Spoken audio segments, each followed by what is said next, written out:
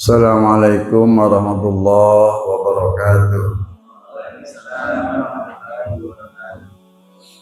Bismillahirrahmanirrahim. Alhamdulillahirabbil alamin wa bihi nasta'in ala umuri dunya waddin.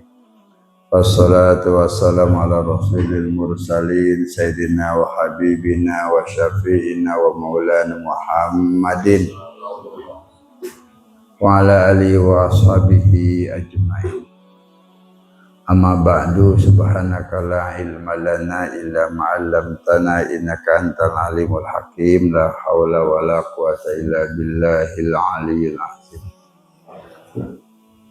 Qala Allah ta'ala fi kitabihil karim, a'udzu billahi minasyaitonir rajim. Bismillahirrahmanirrahim. Ya ayyuhalladzina amanu ittaqullaha haqqa tuqatih wa la tamutunna illa wa antum muslimun. Wa qala ta'ala ya ayyuhan nas ittaqu rabbakumul ladzi khalaqakum min nafsin wahidah wa khalaqa minha zawjaha wa basa minhuma rijalan katsiran wa nisaa wattaqullaha allazi tasalluna arham innallaha kana 'alaikum raqiba.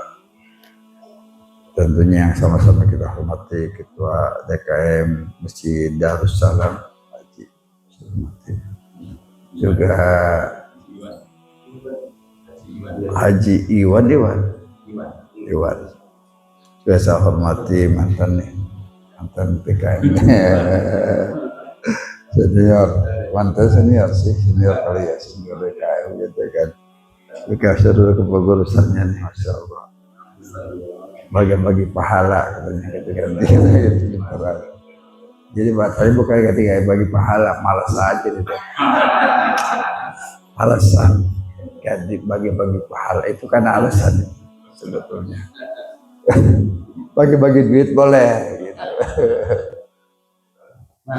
Dan seluruh jamaah yang dirahmati Allah Subhanahu wa taala, kita sama-sama panjatkan puji dan syukur pada Allah yang Maha Ghafur. Alhamdulillah pagi hari ini kita dalam keadaan sehat, kumpul bersama hadir. Mudah-mudahan kita senantiasa diberi kesehatan oleh Allah Subhanahu wa taala. Terusnya kita di tempat ini di pagi hari ini mendapatkan ridha Allah Subhanahu wa taala dan sekaligus memberikan ampunan dari Allah Subhanahu wa taala. Salawat ring salam semoga Allah limpahkan pahalanya pada Nabi kita Muhammad sallallahu alaihi wasallam, pada keluarganya, sahabatnya, para pengikutnya yang setia dan yang taat melaksanakan segala ajarannya. Nah, insya Allah kajian kita pagi hari ini akan membahas tentang sholat sunnah istikharah. Pernah istikharah? Istikharah kali waktu mau kawin ya dulu. Orang kita itu istikharah mau kawin doang, kawin istikharah. Isi saya bagus ya, gitu kan. Udah dilamar gitu kan. Mau kerja enggak istikharah enggak? Terima, senang banget. Gitu.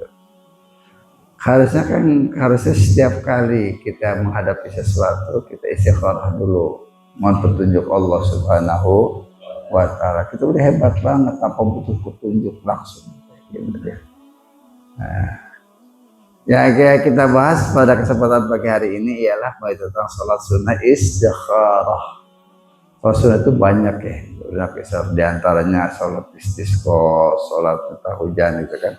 Sholat istikharah, sholat hajat, sholat taubat, sholat apa lagi? Sholat tarawih yang sering kali dilakukan, sholat hajat.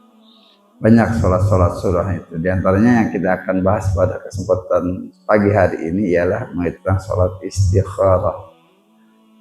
Istikharah, sholat mohon pemilihan dari Allah, mohon petunjuk Allah Subhanahu wa taala. Sholat istikharah. Kalau sholat hajat kan mengadu kebutuhan kita, mohon dikabulkan. Sholat hajat. Sholat istisqa minta hujan, kemarau panjang banget, aduh udah susah buat minum pun istisqa. Nah, istikharah hampir sama dengan sholat istisqa. Jadi bisa doanya saja setelah sholat fardu, bisa istikharah dan doa, bisa doa-doangan di luar sholat. Itu istikharah. Ada 3 macam istikharah. Yang teristimewa nomor 1, sholat dan doa. Sholat istikharah dan doa mohon pada Allah Subhanahu wa taala. Ada nomor 2 doa dan sholat, tapi bukan sholat istikharah, sholat fardu habis sholat subuh, sholat asar berdoa, doanya doa istikharah mohon petunjuk Allah Subhanahu wa taala. Dan yang ketiga tanpa sholat doa aja, lagi duduk kita minta petunjuk Allah Subhanahu wa taala. Itu ada tiga macam. Isra itu diperintahkan oleh Rasulullah Sallallahu Alaihi Wasallam. Hadis dari Jabir bin Abdullah, karena Rasulullah Sallallahu Alaihi Wasallam yu'allimun al-istikharata fil umuri. Yaqulu idza hama ahadukum bil amri falyarka rak'ataini tsumma liyaqul Allahumma inni astakhiruka.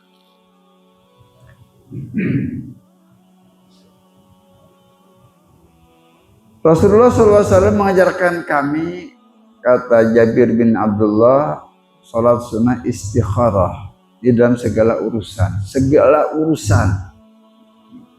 Jadi mohon petunjuk Allah, mohon bimbingan Allah Subhanahu wa taala. Jadi apapun urusan kita yang kita hadapi, kita mohon bagus enggak sih kayak gitu, benar enggak sih, gitu kan. Kita minta pada Allah. Jangan menurut kita gitu, harus menurut Allah. Istilahnya kayak gini, Allah dulu, Allah lagi, Allah terus. Ya, motonya kan gitu kita hidup. Allah dulu bicara dengan Allah. Allah lagi terus dengan Allah.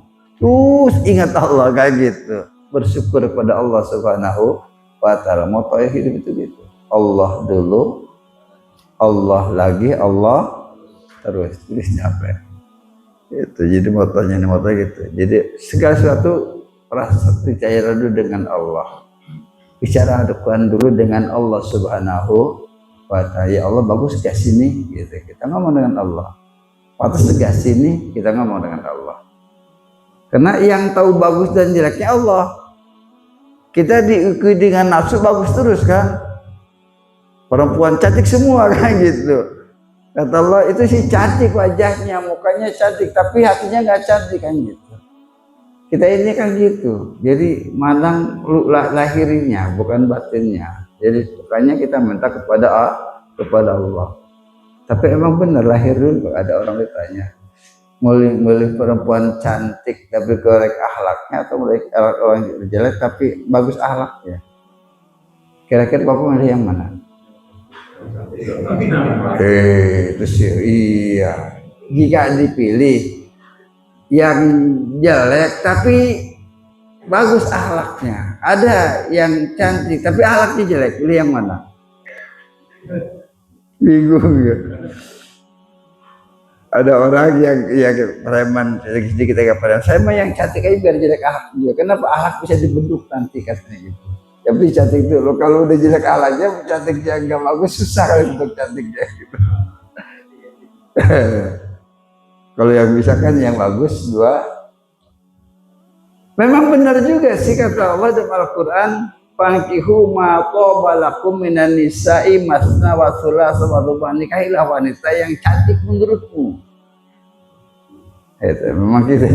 Makanya kita nggak salah pilih kita kan, memang yang cantik menurut kita.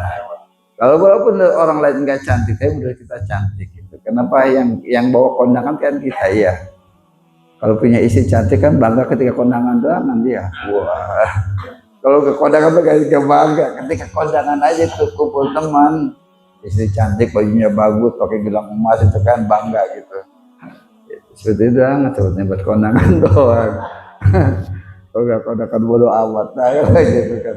Ya buktinya pakai di rumah pakai baju yang juga nggak diomelin ya, pakai dasar udah sobek lagi, dah udah gitu kan, biarin aja gitu. Tapi kalau kondangan coba pakai dasar, nggak boleh kan begitu, jangan pakai itu. Seperti gitu. Memang seperti itu.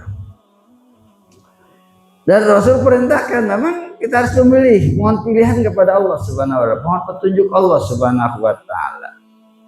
Jadi kata Jabir bin Abdullah, Rasul mengajarkan kami untuk sholat sunat istikharah.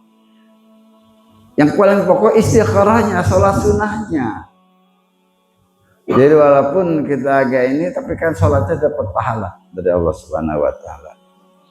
Rasul bersabda, "Idza hama ahadukum bil amri falyarka raka'ataini." Apabila kamu punya rencana suatu urusan, falyarka raka'atain, hendaklah kalian ruku 2 rakaat, salat 2 rakaat. Rasul perintahkan. Jika kita ingin melaksanakan sesuatu yang baru yang ada masih agak ragu-ragu, agak kebingungan, yang mana ya bagus gak sih gitu kan. Maka kata Rasulullah, farjaraka rakaatain, salat 2 rakaat. Sumaliyakul, kemudian kamu berdoa kepada Allah Subhanahu Wa Taala, Allahumma inni astakhiruka bi'ilmika wa astaqdiruka biqudratika wa as'aluka min fadlikal azim. Fa innaka taqdiru wa la aqdiru wa ta'lam wa la a'lam wa anta 'allamul ghuyub. Allahumma in kunta ta'lamu anna hadzal amra khairun li fi dini wa ma'asi wa akibati amri faqduruhu li wa yassirhu li. Allahumma barik li fihi wa in kunta ta'lamu anna hadzal amra syarrun li fi dini wa ma'asi wa akibati amri fasrifhu anni wasrifni anhu faqdirhu li waqdur lil khaira haitsu kana subal ardini bi. Rahul Bukhari. Ya kata Rasulullah, berdoalah mohon pilihan kepada Allah Subhanahu Wa Taala, dan kalimat Allahumma ya Allah ini astakhiruka, aku pilihkan kepadamu, aku mohon petunjukmu, sama. Kita manakan yang lebih tepat aja. Allahumma astakhiruka, ya Allah aku mohon petunjukmu, bi ilmika, dengan segala ilmumu, dengan pengetahuanmu, wastaqdiruka bi qudratika, dan aku berikan takdirku kekuatan, berikan aku kekuatan bi qudratika, dengan kekuatanmu, was'aluka bi fadlikal azim, dan aku mohon kepadamu dengan anugerah yang agung. Fa innaka taqdiru wa la aqdiru, karena engkau takdiru wa la aqdiru, engkau maha mampu, engkau maha kuat, engkau mengetahui, wa la aqdiru, aku tidak mampu. Jadi kita bicara dulu dengan Allah. Dia menunjukkan bahwa kita adalah hamba yang lemah, hamba yang dhaif, yang tidak punya pandangan yang bagus. Kita kan melihatnya dengan mata daging.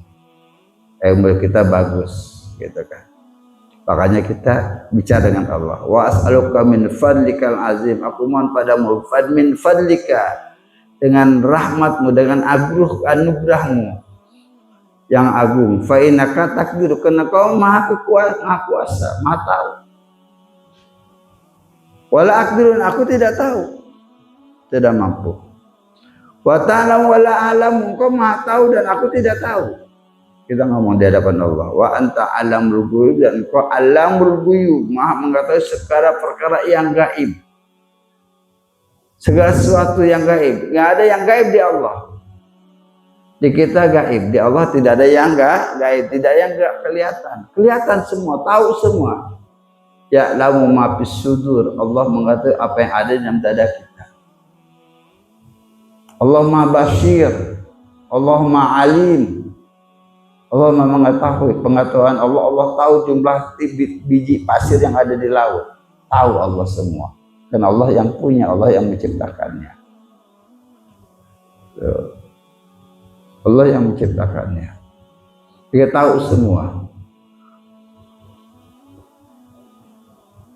Allah mengetahui, Allah tahu apa yang ada di dalam diri kita. Allah tahu.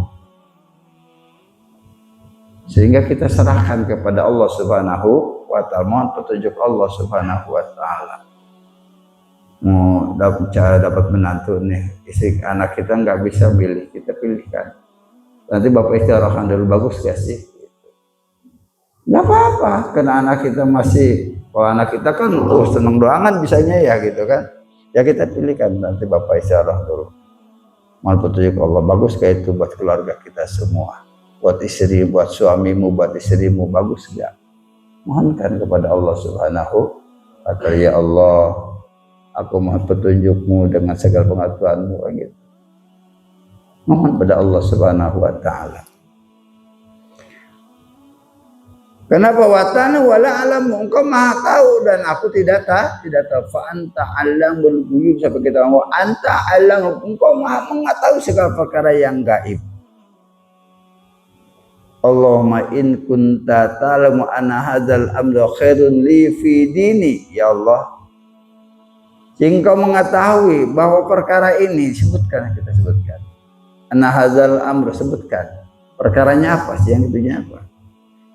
Allahumma in kunta anna hadzal amra khairun li, kalau perkara ini bagus untukku fi dini, baik di dalam agamamu, agamaku, wa ma'asyir, dan kehidupanku, wa akibatul amri, dan untuk akibat dan untuk akhiratku, faqdurhu li, maka takdirkanlah perkara itu untukku, wa yassirhu, dan mudahkan untukku. Semua. Ya kalau kita sudah mohon pada Allah, kalau hati kita bersih, betul-betul mohon pada Allah, insya Allah akan gerakkan hati kita, Allah akan perlihatkan kepada kita. Ada gerakan hati. Oh iya bagus, kayaknya bagus. Maksud gerakan hatinya ada, gerakan hati kita. Suma barik li fihi, kemudian barokahilah untukku perkara ini. Kita mohon kebarokahan. Kalau usahanya jadi barokah. Kalau kita keluarga yang barokah, kita kan butuh kebarokahan, butuh barokah. Bukan sekadar kalau kita usaha, bukan sekadar ingin dapat duit yang banyak, tapi untuk dapat duit yang barokah bari banyak ya. Haji tuh, duit barokah banyak ya. Ya kalau duit barokah, duit banyak barokah kan masih mau bersedekah iya. Orang kalau nggak barokah duitnya banyak juga disimpan terus, nggak mau keluar, masuk udah tutup rapat kan, jadi kunci gitu kan. Tapi kalau barokah insya Allah akan mendorong kita berbuat baik. Wah, keluarkan, senang itu. Karena kita berpikir buat apa disimpan besok mati juga kan gitu kan, pasti berpikir gitu. Ya kalau mati kan, makanya tanya sama istri, pakai beli cincin gelang yang banyak. Ya alhamdulillah, kalau kau mati duluan, nanti cincin itu aku jual buat kawin lagi. Biar gak tahu ya. Yang untung saya kalau kamu beli cincin, beli gelang. Itu sama istri. Kalau mau beli apa lagi? Kalau besok mati duluan kamu, maka saya tidak perlu sibuk lagi. Udah tinggal simpan, tinggal kasih buat istri yang muda. Enggak begitu mau tuh istri pakai cincin. Enggak, kalau gitu mah nanti kawin deh. Buat istri muda. Harta yang barokah, harta yang senantiasa mendorong kita untuk berbuat baik. Umur yang barokah, umur yang senantiasa mendorong kita berbuat baik. Semuanya barokah. Umur kita barokah, insya Allah senang kita beramal, senang kita berbuat baik, mengumpulkan amal. Semakin sadar bahwa hidup ini sementara. Kira-kira benar nggak sih hidup sementara? Rasulullah SAW ketika habis sholat dengan Abdullah bin Umar, lalu Rasul pegang pundaknya. Kata Rasulullah bahwa hidup ini ibarat orang asing, abirus sabil, atau orang sedang ngembara. Artinya harus mempersiapkan diri, kok akan balik. Orang asing kan balik ya. Atau orang yang sedang ngembara, sedang merantau. Orang merantau pasti balik. Hidup itu seperti itu kata Rasulullah. Oleh karena itu ya jangan dihamur-hamurkan. Nanti buat balik. Jadi umur ini kan seperti itu kita hidup. Jadi yang dihamur-hamurkan umur kita gunakan untuk beribadah kepada Allah Subhanahu wa taala. Karena kita akan mengumpulkan amal yang akan dibawa kayak gitu. Abirus sabil, kata Rasulullah. Hidup ini ibarat orang yang ngembara, ibarat orang yang merantau, yang harus mengumpulkan bekal yang akan kita bawa menuju Allah Subhanahu wa taala, kayak sholat, puasa. Dan inilah bekal itu yang terima kita nanti. Jadi bukan sekarang. kullu nafsin za'iqatul maut wa innama tuwaffawna ujurakum yaumal qiyamah faman zuhziha 'anil nar wa udkhilal jannah faqad faz wa mal hayatud dunya illa mata'ul ghurur, kata Allah. Ingat. Jadi bahwa hidup ini ngembara. Kita cuma mencari harta. Jadi dunia ini sekadar menipu kita. Kesenangan dunia illa mata'ul ghurur. Mereka kesenangan yang senantiasa menipu kita. Nah, kita jangan tertipu dengan dunia. Jangan tertipu. Habiskan waktu semuanya sampai tidak ada waktu untuk beribadah kepada nyari duit. Itu tertipu kita. Jangan sampai kita tertipu. Pahala itu nanti diberikannya nanti, bukan sekarang. Kullu nafsin za'iqatul maut, kata Allah. Setiap yang bernafas pasti akan mati. Wa inna ma tuwaffawna ujurakum yaumal qiyamah. Allah akan berikan pahala yang sempurna nanti di hari kiamat, bukan sekarang, bukan. Kalau sekarang sebab akibat aja, berbuat baik akan mendapatkan kebaikan dari Allah Subhanahu wa ta'ala. Berbuat jahat akan dipenjara, kan gitu aja. Sebab akibat aja sekarang. Tapi hakikatnya balasan itu nanti di hari kiamat. Paman zuhziha 'anil nar, barang siapa yang dimasuk ke dalam neraka, wa udkhilal jannah, dan masuk ke dalam surga, faqad faz, itulah orang yang beruntung. Dia terjaga dari api neraka, masuk ke dalam surganya Allah, itulah orang yang beruntung. Wa mal hayatud dunya illa mata'ul ghurur. Bahwa kehidupan dunia, kesenangan itu melainkan tidak lain hanya merupakan kesenangan yang menipu kita, karena sementara sifatnya, sementara kita. Hidup yang panjang nanti di alam akhirat, kesempurnaan pahala dari Allah itu, balasan itu nanti di alam akhirat, disebut yaumil jazah. Yaumil jazah, setelah hari kiamat kita bertemu dengan hari kiamat. Dari kiamat kita akan mendapatkan balasan dari Allah Subhanahu wa ta'ala. Makanya hidup ini sementara. Hidup ini ibarat orang yang ngembara, orang yang merantau, yang kapanpun kita akan balik. Maka kita harus mempersiapkan bekal. Sehingga segala sesuatu kita minta kepada Allah Subhanahu wa ta'ala untuk kebaikan akhirat, bukan sekadar dunia. Nah, Rasul ajarkan ini agar kita tidak hanya sekadar berpikir anna hadzal amra khairun li fi dini wa ma'asi. Anna hadzal amra, bahwa perkara ini baik, kalau perkara ini baik, maka baik dunia maupun akhiratnya, maka berikanlah kepadaku, tunjukkanlah kepadaku, seperti itu. Jadi bukan sekadar baik menurut dunia, tapi akhiratnya pun baik, barokah, membawa kebaikan kepada kita.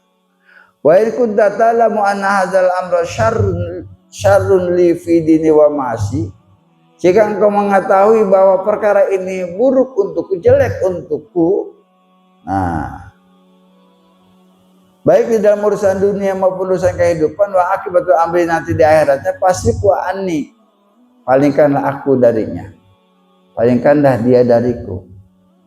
Jadi sehingga kita tidak tertarik lagi dengan perbuatan itu, dengan perkara itu, dipalingkan oleh Allah Subhanahu wa ta'ala. Wasitni anid, aku palingkan darinya. Perkara itu dijauhkan dari kita, dan kita pun dijauhkan dari dia. Waqdur li khaira haitsu kana suma ardini bih. Waqdurku li, takdirkanlah itu kebaikan kepadaku dimanapun aku berada. Suma ardini, kemudian ridhoilah aku dengan perkara itu. Ini para jamaah yang berbahagia. Makanya Rasul menganjurkan kita untuk sholat istikharah. Asal mana istikharah itu sholat minta pilihan. Karena kita tidak bisa memilih, kita mau dipilihkan oleh Allah Subhanahu wa ta'ala. Di segala urusan dipilihkan oleh Allah. Bagus enggak, bagus enggak, bagus enggak. Apalagi kalau ada dua, yang mana yang bagus? Nah, udah kita serahkan kepada Allah. Jangan-jangan yang kita pilih itu enggak bagus, tapi insya Allah kalau pilihan Allah bagus. Insya Allah, yakin banget pilihan Allah itu yang terbagus. Yang mana ya? Jadi kerja di sini terima sini terima gitu istilahnya. Yang mana yang bagus kita itu tanyakan kepada Allah Subhanahu wa taala. Nah, itu disebut dengan salat istikharah. Salat minta pilihan kepada Allah Subhanahu wa taala karena kita tidak bisa memilih, karena kita tidak bisa melihat sehingga kita dilihat oleh Allah Subhanahu wa taala. Wah, kita sih kan sekarang udah nggak mungkin lagi bahasanya gitu kan. Tapi kan masih ada anak kita, masih ada cucu kita. Ketika anak kita laporan punya calon, ya maka kita pilihkan. Bagus gak menurut agamanya?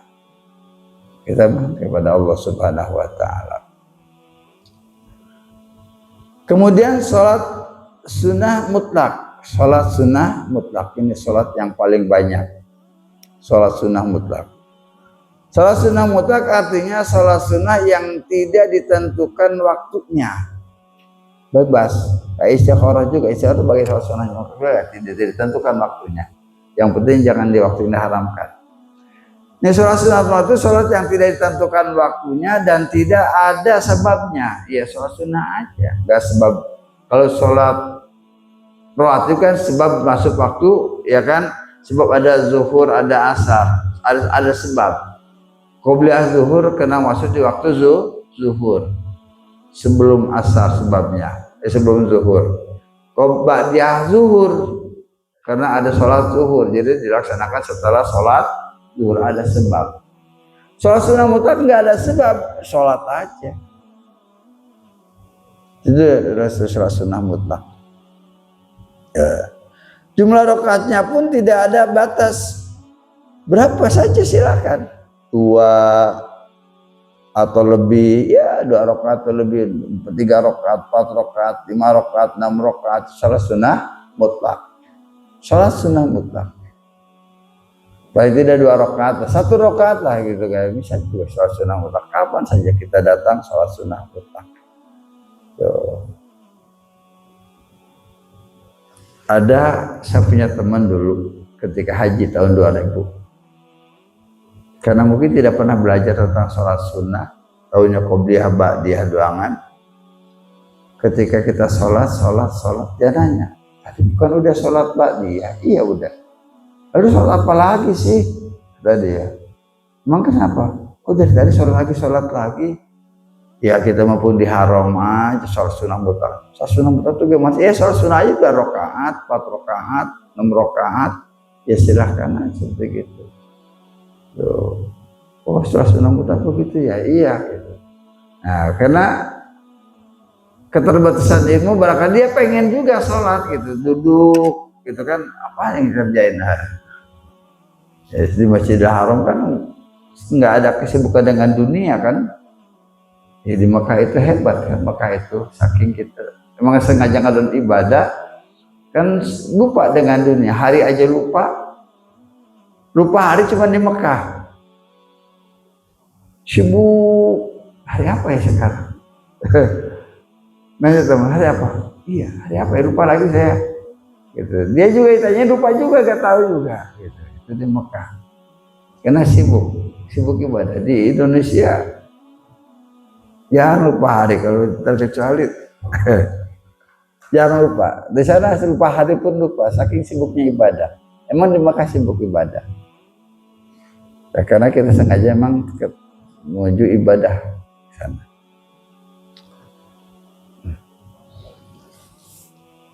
Nah, sholat sunnah mutlak itu sholat yang tidak diikat dengan apa saja, nggak ada, nggak sebabnya, nggak ada, bebas saja sholat sunnah kapan saja, di mana saja. Yang penting jangan ada di waktu yang diharamkan oleh Allah Subhanahu wa taala. Jadi as-sholatu khairu mawdu'in istuksirat au ukilas. Jadi salat itu adalah sesuatu perkara yang terbaik, banyak ataupun sedikit. Pada suatu ketika Rasulullah ketemu dengan orang yang miskin banget. Dia miskin banget. Punya kain pun 1 berdua dengan istrinya. Itu. Lalu Rasul tawarkan, saking sayangnya Rasul kepada sahabat yang miskin, maupun kau ketemu aku, kau silahkan ngajukan apa saja kepadaku permintaan, aku akan mintakan kepada Allah. Udah aku cukup begini, enggak, mumpung ada, ayo silakan, kata Rasulullah. Orang miskin ditawarkan oleh Rasulullah untuk mengajukan permohonan kepada Rasulullah, nanti Rasulnya akan memintakan kepada Allah Subhanahu wa ta'ala, bukan diberikan. Udah Rasul batu meminta kepada Allah Subhanahu wa ta'ala. Ternyata orang itu ngomong, saya udah cukup hasil ini, hanya satu permintaan saya. Apa? Saya ingin nanti bisa menemanimu di surga. Permintaan orang itu tidak, saya pengen punya onta yang merah gitu kan, di Mekah kan onta yang bangga banget dengan punya onta kan, itu kan emang hartanya onta zaman Rasulullah. Dia tidak pernah minta pengen onta yang banyak gitu, onta yang bagus, enggak. Dia hanya minta, kata dia, saya hanya minta kepadamu agar aku bisa menemanimu nanti di surga. Oh kalau gitu, kata Rasul harus jawab, kalau gitu perbanyaklah kamu sujud, perbanyak sholat sunnah agar aku bisa bantumu. Kalau kau ingin bersamaku nanti di surga, perbanyak sholat sunnah agar aku bisa membantu. Jadi artinya bahwa sholat sunnah itu adalah sholat sunnah yang akan mendekatkan kita bisa bersama Rasulullah SAW nanti di surga. Sholat sunnah mutlak. Jadi as-salatu khairu mawdu'in istuksirat au ukillas. Jadi sholat itu adalah sesuatu perkara yang paling terbaik, banyak maupun sedikit, terbaik itu sholat sunnah. Makanya ketika qobliyah sudah, ba'diyah sudah, apalagi ya udah sholat sunnah mutlak kalau masih senang sholat. Sholat apa lagi ya, sholat sunnah mutlak. Tahajud sudah, witir sudah, apalagi ya malam nih, subuh masih panjang, zikir sudah capek, udah bangun lagi sholat sunnah mutlak. Berapa rakaat bebas, saya katakan tadi, mau 2, mau 3, mau 4, mau 5. Namun karena sholat sunnah, umpamanya kita pakai 5 rakaat, ya udah cukup satu kali tahiyat di akhir. Tahiyatnya di akhir, 3 tahiyatnya di akhir, 4 tahiyatnya di akhir, udah dari awal. Kalau langsung, kalau 2 ya silahkan juga, 2 salam, 2 salam, 2 salam. Usolnya ya sholat sunnah mutlak, usolli sunatan rokaatain, Allahu akbar, usolli sunatan rokaatain, aku sholat sunnah 2 rakaat. Kalau tasbih diikat dengan tasbih, kalau qobliyah diikat dengan qobliyah. Ini enggak diikat dengan apa-apa. Usolli sunatan rakaataini, aku sholat sunnah 2 rakaat. Ya udah. Sudah 2 rakaat masih senang juga, tambah lagi boleh. Nambah di tengah jalan boleh. Dari lagi aja gitu kan. Jadi boleh.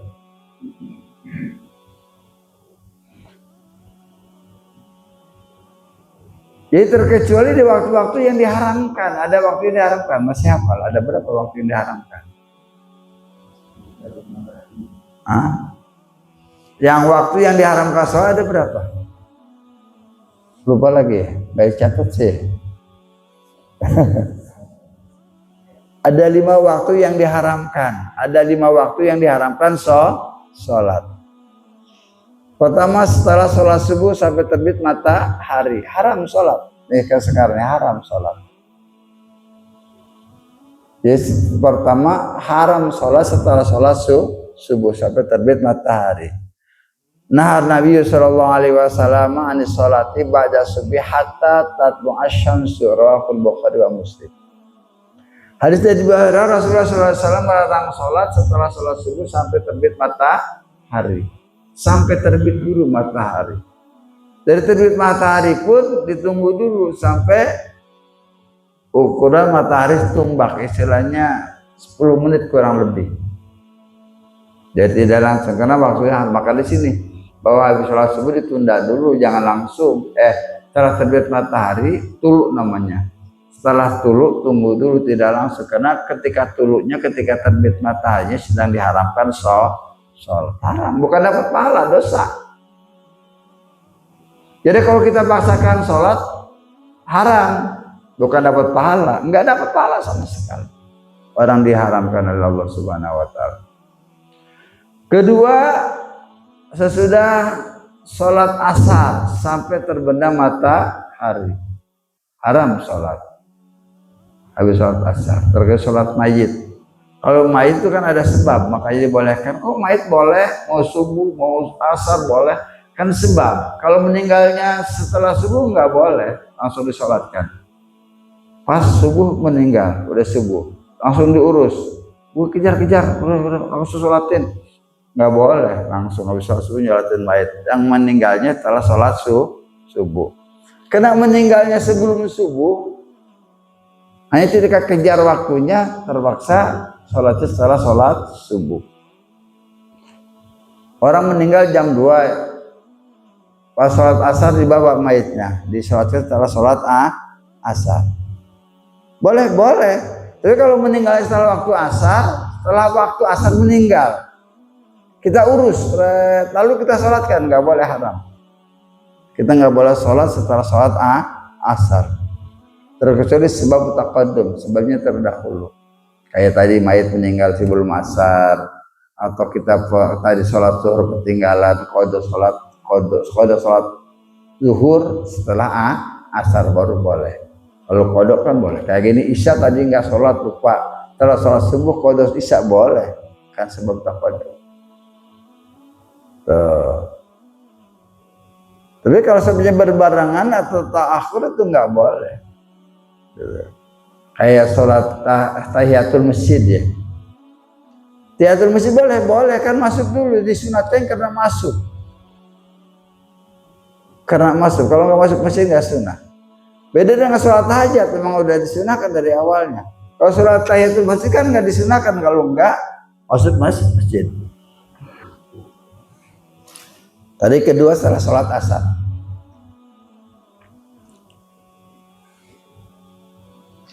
Dan yang ketiga, ketika matahari di tengah-tengah, ala nisfin nahar hatta tazulu syamsu ila yaumal jum'ati. Tidak, Rasulullah melarang sholat di tengah hari, nisfun nahar, parok siang, gitu kan? Hatta tazula syamsu, sehingga tergelincir dulu matahari. Jadi ketika pasti garis matahari, garis nggak boleh kita sholat. Illa jum'ati, terkecuali pada hari Jumat. Hari Jumat boleh. Makanya kan nggak mikir jam berapa sekarang hari Jumat. Atau di Masjidil Haram. Masjidil Haram boleh. Di Madinah nggak boleh. Di Masjidil Haram tiap hari pun, kapan pun boleh sholat, nggak ada larangan sholat. Mau tengah hari kayak mau hari Jumat atau hari apa pun sama. Tapi kalau di luar Masjidil Haram, kalau bukan hari Jumat nggak boleh. Kayak di Indonesia tengah hari nggak boleh, harus tunggu tenggelincir matahari. Di Madinah sekalipun nggak boleh. Oh, di Masjid Madinah nggak boleh, tunggu dulu. Kayak gini habis sholat subuh di Madinah langsung sholat sunnah isyraq nggak boleh, tunggu dulu. Tapi banyak yang kurang ilmu. Yang penting kelihatannya udah terbit matahari langsung. Pas terbit matahari langsung, nggak pakai waktu lagi. Padahal kalau kita adanya di raudhah diatur, ada yang ngatur di raudhah. Tapi di sekitar masjid yang luas enggak. Di raudhah diatur, ada ulamanya.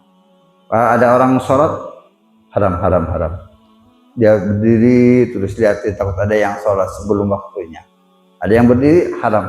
Kalau di raudhah, ya kebetulan saya pernah agak lama di raudhah pada sholat subuh terus sampai habis. Di raudhah, sehingga tahu, oh ternyata ada yang kiainya di raudhah pakai jubah coklat gitu kan. Ada orang sholat haram, khamsa daqiqah, 5 menit lagi kata dia, kita sebentar lagi, haram.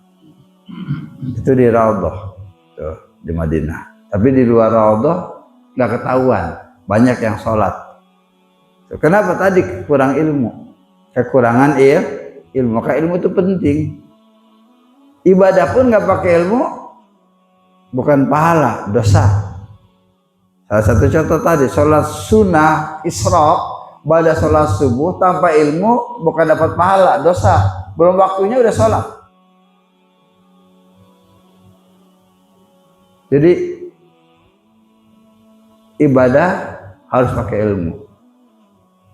Ikhlas pun harus pakai ilmu. Nggak sekadar ikhlas ini ya nggak bisa ya. Sholat subuh 6 rakaat. Kok banyak banget ikhlas saya mah. Nggak bisa sekadar ikhlas. Ngomong ikhlas. Subuh ya 2 rakaat udah. Biar ikhlas bagaimanapun 2 rakaat yang lebih lagi. Makanya ikhlasnya pakai ilmu. Jadi kalau tentang ikhlas sholat subuh 4 rakaat. Kok banyak banget 4 rakaat? Ikhlas. Nggak bisa.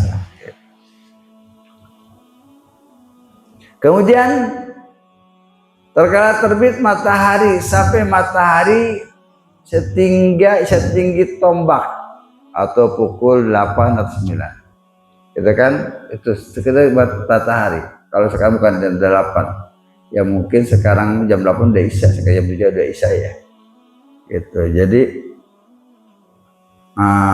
ya maghrib itu kan bukan jam 6 juga udah sebelum. Jam berapa ya? Sekarang maghrib jam berapa? Jam 6 kurang 10. Ya, jadi ketika jam 6 kurang 10 sebelumnya tuh, sebelum jam 6 kurang 10 kan matahari sudah mulai terbit. Itu nggak boleh sholat haram. Kalau kita nyoba ke Anyar aja, ke Anyar ya. Anyar. Kita kelihatan tuh matahari di Anyar. Ternyata lama maksudnya, matahari udah nggak ada, kuningnya masih sinar, bukan kuning apa sihnya, oranye, sinar ke atas masih. Nah kebetulan saya ketika sengaja diajak pengen tahu matahari terbenam, iya lama banget dipandang aja, lama juga gitu. Jadi nggak pasrah langsung, pantesan saya sampai masuk sempurna. Ternyata ya kelihatan kan ke laut ya maksudnya ya, seret gitu. Kalau kita lihat itu laut dah, pokoknya nggak, ujung mata kita kan laut. Set. Iya lama masuk udah masuk tuh udah nggak kelihatan mataharinya, tapi sinarnya masih ada. Das hilang mataharinya, udah nggak ada lagi sinarnya, baru itu masuk waktu maghrib. Itu ketika terbenamnya matahari, sampai sempurna terbenamnya baru sholat maghrib. Begitulah tatkala matahari terbit sampai sempurna terbitnya karena satu tombak sama, terbenam dan terbit. Ketika terbitnya makanya ada isyraq tulu. Ketika tulu syamsi terbitnya matahari haram. Nah biar sempurna dulu ukuran satu tombak baru dibolehkan kita sholat. Ini sholat apa saja, terutama sholat sunnah mutlak. Yang sholat sunnah mutlak yang tanpa waktu, bebas waktu, tetap ada waktu. Nah, jadi ketika memang di hak waktu yang diharamkan, maka kita tidak boleh. Waktu yang diharamkan tadi ada 5 ya. Pertama setelah sholat subuh sampai terbit matahari. Kedua setelah sholat ketika matahari di pertengahan terus hari Jumat. Ketiga setelah sholat asar. Keempat ketika terbit matahari. Kelima ketika terbenam matahari. Itu diharamkan sholat kita. Jadi harus sempurna dulu. Ini artinya bahwa ibadah pun tanpa ilmu nggak bisa. Harus ada ilmu. So ada yang keras juga. Kemarin saya sampai agak keras dikit. Hari Minggu di Nur Huda, orang tua. Kita masih pada kan sama kayak di sini ada sarapan itu kan ya. Udah langsung sholat Allah. Pak belum sebentar lagi. Sholat aja terus. Pak sebentar lagi. Baru dia berhenti dilepaskan lagi. Gitu. Tidak ada aja gitu. Padahal nggak lihat dia udah seneng sholat dari segi senengnya. buru-buru sholat, mau pergi atau mungkin nggak tahu lah gitu kan, ya sholat. Ya tinggal 3 menit lagi waktu sholat. Kasih tahu sama saya. Orang lain nggak berani lah, udah tua, yang sholat jaga berani larang. Pak sebentar lagi Pak. Terus aja dia sholat. Pak sebentar lagi. Tapi teriak, nggak, jangan sholat dulu, haram, nggak sebentar lagi. Baru dia berhenti. Oh belum ya, belum. Itu makan dulu aja nih, sarapan. Nah, tadi bahwa butuh ilmu, semuanya harus tahu ilmu. Jadi kurang lebih 10 menit setelah tulu'ul fajr, tulu'ul syamsi, setelah terbit matahari, 10 menit tunggu baru sholat isyraq, baru dibolehkan. Itu jangan kena wah palanya besar nih buru-buru, kalau belum waktunya nggak bisa. Tuh. Nah, baik, itu dulu. Ada pertanyaan? Baik. Assalamualaikum warahmatullahi wabarakatuh. Waalaikumsalam. Ini pertanyaan untuk kegiatan pada saya yang berkaitan dengan sholat. Ini kan ada syarat dan hukumnya, baik sebagai imam atau makmum. Nah, mungkin dasar pengetahuan orang itu kan berbeda. Terus bagaimana kita makmum kepada seseorang yang mungkin menurut pengetahuan kita itu si imam tersebut itu melakukan istilahnya hal-hal yang berkaitan dengan tidak meninggalkan syarat dan hukumnya, tapi melakukan hal-hal yang bersifat makruh yang dilakukan dalam sholat. Itu apakah itu mempengaruhi posisi kita sebagai makmum? Karena mungkin seorang mengetahui tentang syaratnya makmum.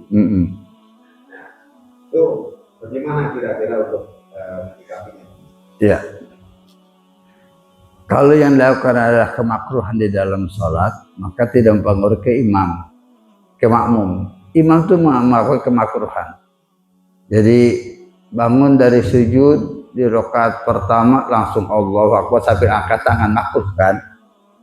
Makruh. Allahu Akbar sampai angkat tangan, makruh. Nggak merusak ke makmum. Nggak merusak. Mau sujud, udah tuh sujud aja, nggak sampai menggerakkan tangan, angkat tangan takbirnya, itu makruh. Tapi nggak merusak makmum, itu makruh yang tidak merusak makmum. Tapi makmum makruh juga, ada yang makruh yang membatalkan sholat, awalnya makruh tapi membatalkan sholat. Ada yang membatalkan pahala sholat, makruh tapi pahala sholat nggak, kayak gini. Sholat berjamaah makmum atau imam, itu kan makmum terutamanya melanggarkan kemakruhan di dalam berjamaah. Ketika dia lebih dulu turun sujud, turun ruku, berulang-ulang 3 kali di rukun yang panjang, maka makruh kan, berbarengan dengan imam, makruh, mendahului imam, makruh di dalam sholat, tapi tidak batal. Tapi kalau berulang-ulang, makruh yang membatalkan pahala sholat. Satu, makruh yang membatalkan pahala sholat, makruh. Jadi pahalanya hilang.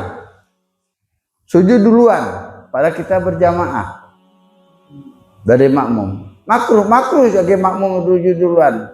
Namun makruh ini cuma membatalkan pahala berjamaah. Jamaahnya nggak dapat. Sah berjamaahnya. Sholat imam di sini, kita di ujung sana. Agak kesal sama imam saya nih. Ini udah, tapi saya pengen berjamaah. Sholat di ujung sana. Sah sholat tapi makruh, nggak dapat pahala berjamaah. Jadi macam-macam makruh itu. Ada makruh yang tingkatnya membatalkan sholat, awalnya dari makruh tapi membatalkan sholat. Ada makruh cuma batas membatalkan pahala sholat, berjamaahnya nggak dapat. Tapi makruh, itu makruh, sama itu makruh. Nah, ketika imam melakukan satu kemakruhan yang kecil yang tidak membatalkan sholat, makruhnya, maka tidak mempengaruhi ke makmum, tidak pengaruh. Bahkan kalau imam membatalkan sholat itu tidak pengaruh, asal kita jangan ikut imam kalau udah tahu batalnya, itu aja. Karena kalau kita tahu si imam batal, nggak boleh ikut imam, nggak boleh ikut jadi makmum. Kita harus mau farokoh. Duh, batal. Digantiin nggak mau dia ya udah tinggalin aja kita sholat sendirian. Kalau kita sholat sendirian itu kalau imamnya membatalkan sholat, maka kita sebagai makmum tidak boleh kita ikut imam, tidak boleh. Pokoknya gini, baca Fatihahnya nggak benar, nggak tuh benar-benar bukan makhrajnya ya, bukan pasihatnya, makhrajnya. Ada salah gitu kan, sin jadi sod jadi sin, umpamanya gitu kan, gitu. Ihdinas siratal mustaqim, akan jadi sin gitu kan. Wah, kita tahu nih, hanya ukurnya berbeda. Kalau tidak di dalam makhraj di dalam bacaan, bagi orang yang tahu batalnya. Saya tahu nih, makmum saya, loh kok gini baca Fatihahnya, maka saya tidak lanjut dengan dia. Saya hanya menghormati aja supaya tidak timbul fitnah. Supaya tidak timbul fitnah, saya baca sendiri, segala sendiri, ngukur sendiri, ruku sujudnya ngukur sendiri, cuma untuk menghindari fitnah. Tapi yang lain nggak ada permasalahan, cuma kita aja sendiri. Karena kita lebih pintar daripada imam, makmum lebih pintar daripada imam. Untuk imam nggak ada masalah, untuk makmum yang lainnya pun tidak ada masalah. Tapi untuk kita masalah. Begitu. Ya, makanya kan ada hadis Rasulullah tidak boleh makmum sama orang yang awam, yang tidak benar baca Fatihahnya, atau tidak benar gerakannya, tidak benar membatalkan gerakannya, itu baru. Kita tapi bagi orang-orang yang tidak tahu ya sah, hanya sebatas yang tahu aja gitu, nggak semuanya kalau itu. Tuh, gitu ya. Oke, ada lagi. Oh ada juga sih yang dia melakukan, kita boleh nggak boleh makmum sama orang yang kita benci sama dia karena bukan masalah pribadi, masalah agama. Orang ini masya Allah udah jadi imam, kepasekannya masih dilakukan terus, pasek banget. Dia imam, tapi bacaannya bagus, segalanya bagus pokoknya. Namun kita nggak senang dengan paseknya, kepasekannya, kedurhakaannya banyak banget. Nah, maka kita nggak boleh, nggak sah dia jadi imam dari makmum yang banyak, karena dia dibenci oleh makmum. Nggak boleh kita ngemakmum sama orang yang imamnya dibenci. Tapi bukan masalah pribadi. Masalah pribadi dia punya pertanyaan ngasih kesal juga gitu. Itu nggak ada masalah itu mah. Itu. Deh. Baik, ada lagi? Baik.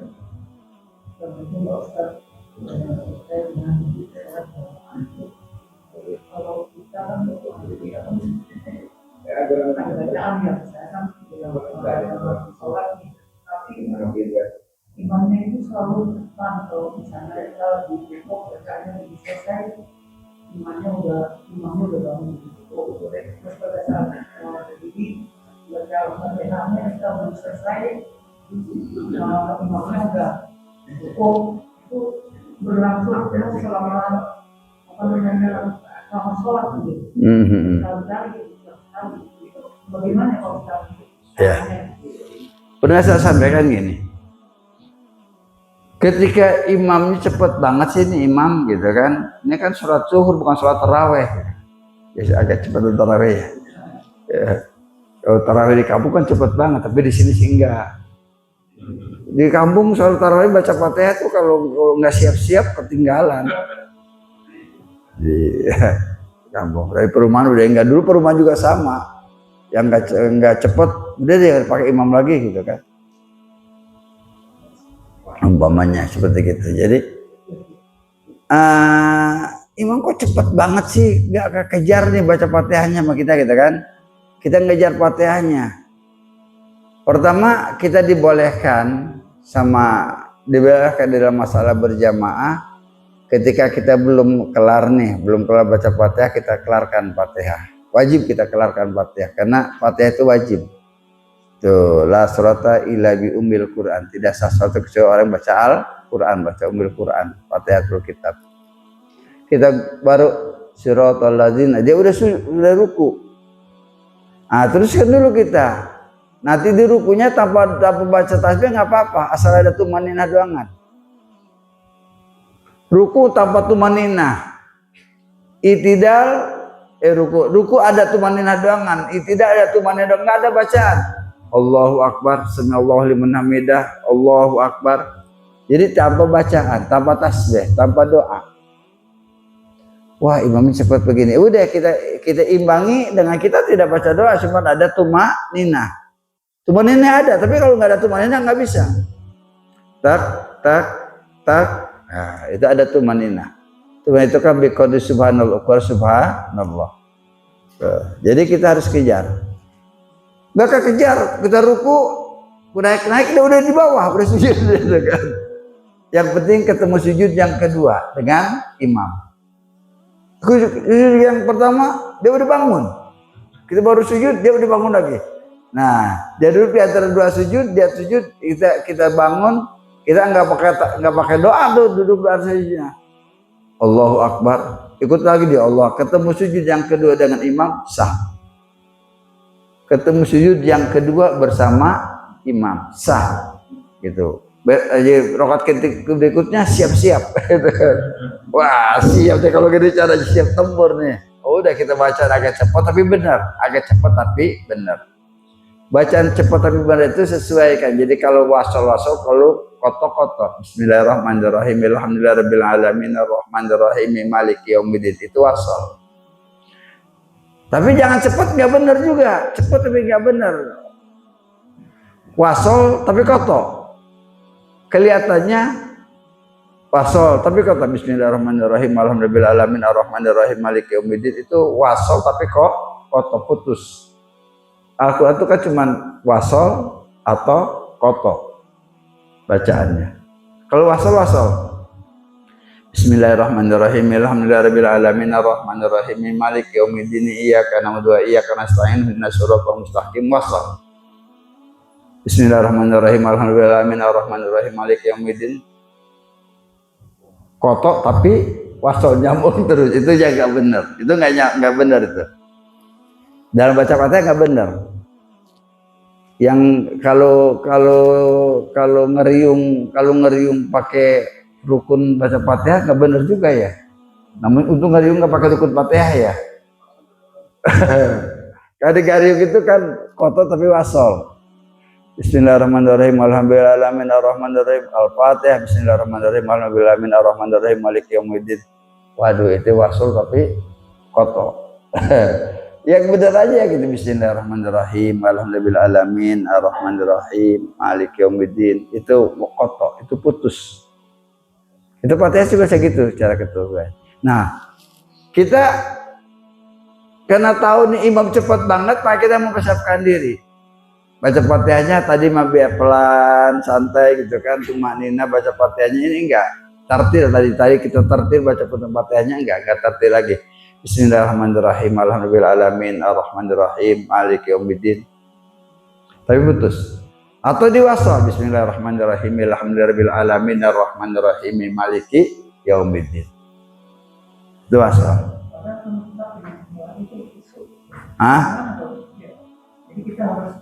Iya, kata Gus Baha, ada orang di Korea. Waktu ke Korea, Gus Baha ngaji di Korea. Gus, kami sholat di Korea ini, sholatnya juga di pinggir toko, pakai kartu dan sebagainya. Kemudian baru bisa khusyuk, tempat orang liwat, bisa sholat kayak khusyuk, gimana supaya bisa khusyuk? Kata Gus Baha, kamu bisa sholat aja udah khusyuk. Mau sholat aja di Korea udah khusyuk, gitu kan? Gampang aja, itu insya Allah khusyuk itu kan artinya sadar bahwa kita sedang sholat. Itu bukan berarti orang khusyuk itu lupa ingatan, bukan. Khusyuk itu kita sadar sedang sholat. Gitu. Jadi saya ikut dengarin Gus Baha ketika pertanyaan orang Korea nanya, orang Indonesia yang ada di Korea nanya, jadi Gus gimana kita ini kan di Korea, gitu kan? Masjid nggak ada apa nggak ada, susah nyari masjid, kita bawa kardus sholat di toko di atas kardus itu kan, ya di depan orang liwat, ya depan orang liwat lalu lalang mana bisa khusyuk ya, kelihatannya pakai celana pendek lagi, itu kan gadis bagus gitu kan nggak khusyuk ya, gitu kan ya, biar bagaimanapun juga gitu telanjang. Itu. Kata Gus Bah, kamu sholat aja udah khusyuk. Mau sholat aja ingat Allah itu khusyuk. Ingat Allah aja udah khusyuk. Ingat Allah sewaktu sholat, ingat Allah kan udah khusyuk. Hal itu udah dimaklum banget gitu. Wah karena imam seperti gini kita mau aja ikut berjamaah udah khusyuk. Menghormati berjamaah aja udah khusyuk itu. Jadi nggak terlalu sulit gitu ternyata sholat itu gitu kan. Tuh, seperti gitu ya. Tapi tadi dengan ilmu tadi, ketika dengan ilmu insya Allah semuanya akan mudah. Dua aja ya pertanyaannya ya. Ya kan kuehnya udah ada masalahnya. Itu selamat pagi ada. Mudah-mudahan sedikit yang kita komentari pengajian pada pagi hari ini mudah-mudahan menjadi ilmu yang bermanfaat yang dapat kita amalkan dalam kehidupan kita. Assalamualaikum warahmatullahi wabarakatuh.